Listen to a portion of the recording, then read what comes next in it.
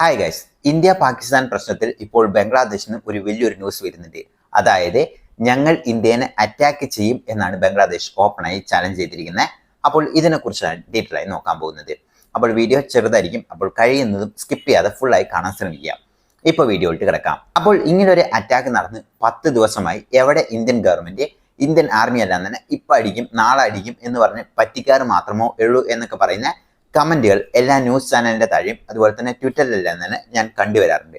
അപ്പോൾ അവരോടൊക്കെ പറയാനുള്ള പ്രധാന കാര്യം ഇത് തന്നെയാണ്. അതായത് ഇസ്രായേൽ പാലസ്തീൻ യുദ്ധം കഴിഞ്ഞ് കഴിഞ്ഞപ്പോഴാണ് എല്ലാവരുടെയും മൈൻഡ് ഇങ്ങനെ മാറിയത്. അതായത് ഇസ്രായേൽ പിറ്റേ ദിവസം തൊട്ട് അടിക്കാൻ തുടങ്ങി. അതിന് നമ്മൾ കൃത്യമായ ഒരു എക്സ്പ്ലനേഷൻ കൊടുത്തിരുന്നു. കാരണം ഗസേനെ ആരും ഒരു രാജ്യമായി തന്നെ അംഗീകരിച്ചിട്ടില്ല. പല രാജ്യങ്ങളും ഇന്നും ഗസേനെ അംഗീകരിക്കാത്ത സ്റ്റേജിൽ ഇസ്രായേലിനെ അവിടെ എന്ത് ചെയ്തു കഴിഞ്ഞാലും അതൊരു തീവ്രവാദി അറ്റാക്ക് ആയിട്ടോ നടക്കുള്ളൂ. അതൊരു യുദ്ധമായി കൺസിഡർ ചെയ്യില്ല. പക്ഷെ ഇവിടെ നോക്കുകയാണെങ്കിൽ അതൊരു യുദ്ധമായി കൺസിഡർ ചെയ്യും. അതുപോലെ തന്നെ ഇതിപ്പോൾ റഷ്യ ഉക്രൈൻ വാർ എടുത്ത് നോക്കുകയാണെങ്കിൽ നിങ്ങൾക്കറിയാം, അതായത് 1 മാസത്തോളം റഷ്യ ഡ്രില്ല് നടത്തിയതിനു ശേഷമാണ് അറ്റാക്കുകൾ നടത്തിയത്. അപ്പോൾ അങ്ങനെയാണ് വലിയ രണ്ട് രാജ്യങ്ങൾ ഏറ്റുമുട്ടുകയാണെങ്കിൽ അത് പ്രത്യേകിച്ച് 2 ന്യൂക്ലിയർ ഹെഡുള്ള 2 രാജ്യങ്ങളാണ്. അപ്പോൾ കുറച്ച് താമസമെല്ലാം എടുക്കും. അപ്പോൾ ഇന്ന് അടിക്കും നാളെ അടിക്കും എന്ന് പറഞ്ഞ് ഈ ന്യൂസ് ചാനലുകൾ വെറുതെ നിങ്ങളെ ഹൈപ്പ് കൂട്ടുന്നു മാത്രമേ ഉള്ളൂ. ഇതിന്റെ പിന്നിൽ കുറേയധികം പ്രിപ്പറേഷൻസ് ഉണ്ട്. അല്ലെങ്കിൽ പോയി നമ്മൾ തോറ്റ് പിന്മാറുകയോ ഉണ്ടാവുള്ളൂ. അപ്പോൾ അതിനൊരു ഉദാഹരണമാണ് ഇപ്പോൾ ബംഗ്ലാദേശ് പറഞ്ഞ കാര്യങ്ങൾ. അതായത് ബംഗ്ലാദേശിലെ ഒരു റിട്ടയർഡ് ആർമി ഓഫീസറാണ് പറഞ്ഞിരിക്കുന്നത്.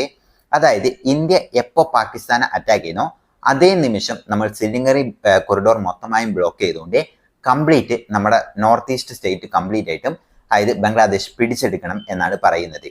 അപ്പോൾ ഈ ഒരു കാര്യം പറഞ്ഞു കഴിഞ്ഞപ്പോൾ ബംഗ്ലാദേശിലുള്ള ജനങ്ങളെല്ലാം വളരെ ആഹ്ലാദത്തോടെയാണ് പറയുന്നത്. കാര്യം ബംഗ്ലാദേശ് ആർമി ഇന്ത്യൻ ആർമീൻ്റെ അത്ര വരില്ല എന്നുള്ളത് അവിടെയുള്ള ജനങ്ങൾക്കും അറിയാം, ഇന്ത്യയിലുള്ള ജനങ്ങൾക്കും അറിയാം. പക്ഷെ ഇവിടെയുള്ള ചെക്ക് വെക്കുന്നത് എന്താണെന്ന് വെച്ചാൽ, അതായത് വൺസ് നമ്മൾ പാകിസ്ഥാനുമായിട്ട് ഒരു യുദ്ധം തുടങ്ങുകയാണ് അല്ലെങ്കിൽ എന്തെങ്കിലും ഒരു വാർ ഫ്രണ്ട് തുടങ്ങുകയാണ് എന്ന് വെച്ച് കഴിഞ്ഞാൽ അപ്പോൾ ഇവരിവിടെ ഒരു പ്രശ്നം ഉണ്ടാക്കുകയാണെങ്കിൽ നമുക്ക് 2 വാർ ഫ്രണ്ട് ഓൾറെഡി ആയി. ഇനി മൂന്നാമത് ചൈനയും എന്തെങ്കിലും ഓപ്പൺ ആക്കുകയാണെങ്കിൽ നമുക്ക് ഒരേ സമയം 3 പേരെ കാത്തു നിൽക്കണം. അപ്പോൾ ഈ മൂന്നാമത്തെ ആൾ ചൈനയാണ്. അപ്പോൾ ഈ 3 പേരുമായിട്ട് ഒപ്പം നമുക്ക് യുദ്ധം ചെയ്യാനുള്ള കപ്പാസിറ്റി ഇപ്പോൾ ഇല്ല. അതായത് പാകിസ്ഥാനും ബംഗ്ലാദേശും ആണെങ്കിൽ നമുക്ക് പിടിച്ചു നിൽക്കാം, പക്ഷെ ചൈനയും കൂടെ വരികയാണെങ്കിൽ അതിൽ കുറെ പ്രശ്നങ്ങളുണ്ട്. അപ്പോൾ ഇതെല്ലാം തന്നെ കംപ്ലീറ്റ് ആയിട്ടും അനലൈസ് ചെയ്തിട്ടോ നമ്മൾ ഒരു യുദ്ധത്തിലോട്ട് പോകാൻ പറ്റുള്ളൂ. അല്ലാണ്ട് ഒറ്റയടിക്ക് പാകിസ്ഥാനെ അടിച്ച് POK മൊത്തം നമ്മുടെ ഒപ്പം എത്തിക്കണം എന്നുള്ള ഒരു ചിന്താഗതി ഉള്ളവരൊക്കെ ഈ ന്യൂസ് കാണുന്നവര്. അപ്പോൾ അതുകൊണ്ട് തന്നെയാണ് അവരുടെ ഈ ഒരു കാര്യം, അതായത് നമ്മൾ എങ്ങനെയും അടിച്ചെടുക്കണം. ഇപ്പോൾ ബംഗ്ലാദേശിലാണെങ്കിൽ അവരുടെ GDPയും എല്ലാ കാര്യങ്ങളും താഴോട്ട് വന്നുകൊണ്ടിരിക്കുകയാണ്.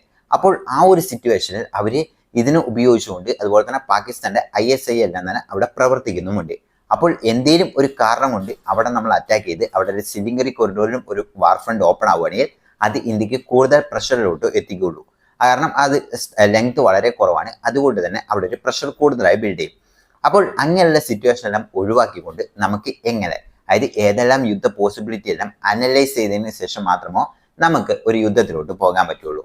അപ്പോൾ അതുകൊണ്ടാണ് ഇന്ത്യ ഈ ഡിലേ കാണിക്കുന്നത്. അല്ലാണ്ട് നിങ്ങൾ എല്ലാം പറയുന്ന പോലെ ഇന്നോ നാളെയോ കയറി അടിക്കുന്ന ഒരു കാര്യമല്ല. യുദ്ധം എന്ന് പറയുന്നത് ഏറ്റവും വലിയ ഡാമേജ് ആണ്. അത് യുദ്ധം നടക്കരുത് എന്നാണ് പലരും ആഗ്രഹിക്കുന്നത്. കാരണം എന്താണെന്ന് വെച്ചാൽ യുദ്ധം നടത്തി കഴിഞ്ഞാൽ നമ്മുടെ ഇന്ത്യൻ സൈന്യവും കുറെ പേര് മരണപ്പെടും. പക്ഷെ എന്ന് വെച്ച് പാകിസ്ഥാനെ വിട്ടുകൊടുക്കാനും പറ്റില്ല. അതുകൊണ്ട് തന്നെ പാകിസ്ഥാന് ഒരു സ്ട്രോങ് റിറ്റാലിയേഷൻ ഉണ്ടാവും. അത് എന്തായാലും തീർച്ചയായിട്ടും ഉണ്ടാവും. അത് നിങ്ങൾ വിചാരിക്കുന്ന ടൈമിലൊന്നുമല്ല, ആരും വിചാരിക്കാത്ത ടൈമിലായിരിക്കും വരാനും പോകുന്നത്.